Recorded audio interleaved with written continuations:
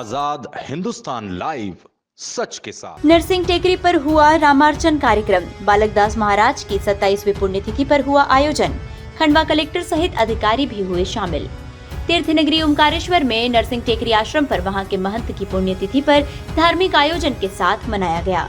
ओमकारेश्वर स्थित अति प्राचीन श्री नरसिंह टेकरी आश्रम में आश्रम के पूर्व व्यवस्थापक एवं साकेतवासी महंत बालकदास महाराज की 27वीं पुण्यतिथि के अवसर पर भव्य रामार्चन कार्यक्रम का आयोजन किया गया। कार्यक्रम में खंडवा कलेक्टर ऋषभ गुप्ता सहित बड़ी संख्या में संत, महंत, श्रद्धालु और स्थानीय नागरिक शामिल हुए।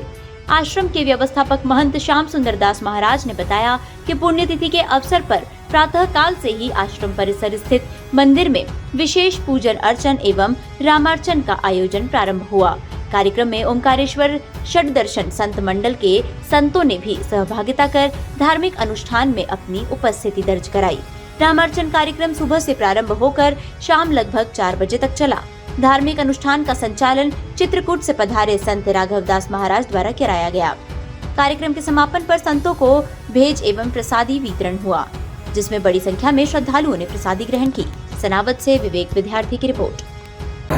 ये श्री ओंकारेश्वर धाम में श्री नरसिंह टेकरी, इसके महाप्रधान पुरुष श्री महाराज जी अपने श्री बालकदास जी महाराज की पुण्यतिथि के उपलक्ष्य में मनाया जा रहा है और इसको मना रहे हैं अनंत श्री भूषण श्री श्याम सुंदर दास जी महाराज, जो भी इस स्थान को देखते हैं और इसी के प्रधान पुरुष हैं। तो ऐसे पूज्य अनंत श्री भूषण साकेतवासी श्री बालकदास जी महाराज की पुण्यतिथि के उपलक्ष्य में ऐसी रामार्चा महायज्ञ चल रहा है।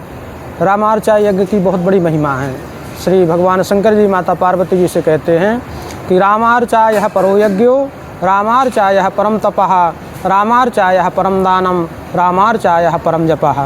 रामार्चा से बढ़ के न कोई यज्ञ है, रामार्चा से बढ़ के न कोई तप है, रामार्चा से बढ़ के न कोई जप है, रामार्चा से बढ़ के न कोई दान है।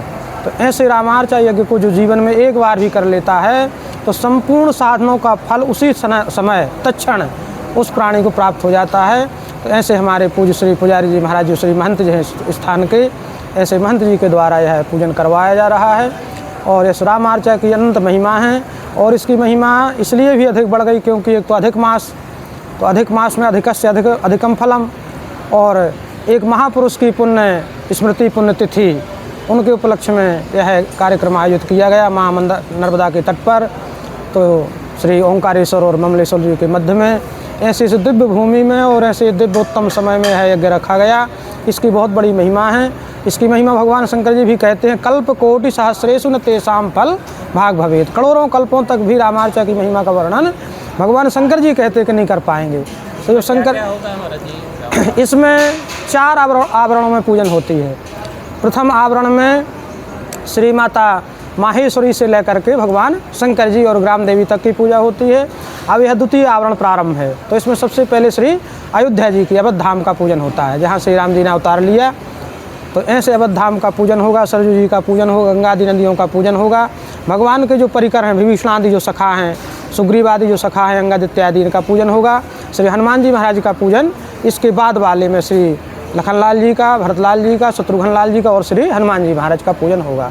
और अंत में श्री सीताराम जी महाराज का पूजन होगा और पुष्पार्चन होगा, जो पुष्प यज्ञ किया जाता है। जैसे हम आहुति करते हैं अग्नि में, उसी तरह पुष्पों के द्वारा भगवान को 1 सहस्त्र नाम के द्वारा हम पुष्प अर्चन करते हैं भगवान के श्री चरणों में। 1 सहस्त्र नाम? हाँ, सहस्त्र नाम। अपने राम श्री धाम चित्रकूट से, मछखड़ा धाम से दासानुदास राघवदास के नाम से लोग जानते हैं। और अपने राम को महाराज जी ने आमंत्रण किया, ये यज्ञ में यहाँ बुलाया, अपने राम श्री रामार्चा यज्ञ करवाते हैं।